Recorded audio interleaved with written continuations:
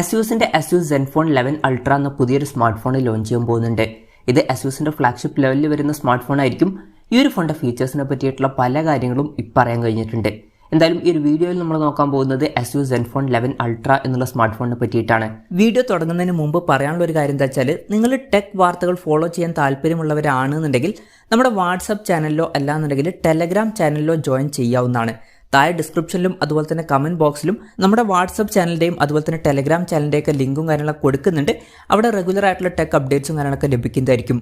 ആദ്യം നമ്മൾ ഫീച്ചേഴ്സും കാര്യങ്ങളൊക്കെ നോക്കുകയാണെന്നുണ്ടെങ്കിൽ അസ്യൂസ് ZenFone 11 Ultra'യിൽ 6.78 ഇഞ്ചിൻ്റെ ഫുൾ HD+ ഡിസ്പ്ലേ വന്നേക്കാം. AMOLED ഡിസ്പ്ലേയും കാര്യങ്ങളൊക്കെ ഇതിൽ വരുന്നതായിരിക്കും.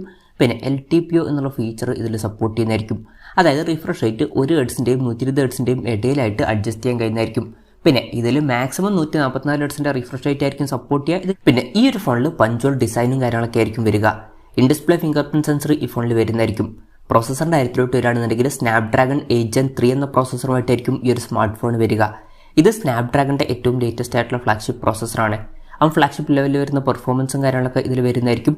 പിന്നെ 5G സപ്പോർട്ടും കാര്യങ്ങളൊക്കെ ഇതിൽ വരും. 16 GB റാം വരെയും 512 GB ഇന്റേണൽ വരെയും വന്നേക്കാം. LPDDR5Xന്റെ റാമും UFS 4.0 സ്റ്റോറേജ് ടൈപ്പും ഇതിൽ വരുന്നതായിരിക്കും. പിന്നെ സ്റ്റീരിയോ സ്പീക്കേഴ്സും കാര്യങ്ങളൊക്കെ ഈ ഫോണിൽ വന്നേക്കാം. 3.5mm ഓഡിയോ ജാക്ക് ഈ ഫോണിൽ വരുന്നതായിരിക്കും. പൊതുവേ ഫ്ലാഗ്ഷിപ്പ് ലെവലിൽ വരുന്ന ഫോണുകളിൽ ഇപ്പം 3.5mm ഓഡിയോ ജാക്ക് കാണാറില്ല, പക്ഷേ ഈ ഫോണിൽ അത് വന്നേക്കാം. Android 14 ബേസ് ആയിട്ടുള്ള സോഫ്റ്റ്വെയറും കാര്യങ്ങളൊക്കെ ഇതിൽ വരുന്നതായിരിക്കും. ക്യാമറയുടെ കാര്യം പറയുകയാണെന്നുണ്ടെങ്കിൽ ഫോണിൻ്റെ പിന്നിൽ ട്രിപ്പിൾ ക്യാമറ സെറ്റപ്പ് വന്നേക്കാം. 50 മെഗാപിക്സൽ മെയിൻ ക്യാമറ സെൻസർ ആയിരിക്കും ഈ ഫോണിൽ വരിക. ഇത് സോണി IMX 890യുടെ സെൻസർ ആയിരിക്കും. വോയിസിൻ്റെ സപ്പോർട്ടും കാര്യങ്ങളൊക്കെ ഇതിൽ വന്നേക്കാം. പിന്നെ 13 megapixel ultra wide angle lens ഈ ഫോണിൽ വരുന്നതായിരിക്കും. ഇതിൻ്റെ ഫീൽഡ് ഓഫ് വ്യൂ വരിക 120 ഡിഗ്രി ആയിരിക്കും. പിന്നെ മൂന്നാമത് 32 മെഗാപിക്സലിൻ്റെ ഒരു ടെലിഫോട്ടോ ലെൻസ് വന്നേക്കാം. ഇതിൽ വോയിസിൻ്റെ സപ്പോർട്ടും കാര്യങ്ങളൊക്കെ വരുന്നതായിരിക്കും. 3x ഒപ്റ്റിക്കൽ സൂം ഒക്കെ ഇതിൽ സപ്പോർട്ട് ചെയ്തേക്കാം. പിന്നെ 32 മെഗാപിക്സൽ സെൽഫി ക്യാമറയും ഇതിൽ വരുന്നതായിരിക്കും. ബാറ്ററിയുടെ കാര്യത്തിൽ 5500 mAh ബാറ്ററി ആയിരിക്കും ഇതിൽ വരിക. 65 വാട്ടിൻ്റെ ഫാസ്റ്റ് ചാർജ് സപ്പോർട്ട് ചെയ്യുന്നതായിരിക്കും. അതുപോലെ തന്നെ 15 വാട്ടിൻ്റെ വയർലെസ് ചാർജിങ് സപ്പോർട്ടും ഇതിൽ വന്നേക്കാം. Type-C ചാർജിംഗ് പോർട്ടും ഇതിൽ വരുന്നതായിരിക്കും. അപ്പോൾ നല്ലൊരു ബാറ്ററി സെറ്റപ്പും ഇതിൽ വരുന്നതായിരിക്കും. നല്ലൊരു ബാറ്ററി കപ്പാസിറ്റിയും തരക്കേടില്ലാത്തൊരു ചാർജിങ് സ്പീഡും പിന്നെ വയർലെസ് ചാർജിങ് സപ്പോർട്ടൊക്കെ ഇതിൽ വരുന്നതായിരിക്കും.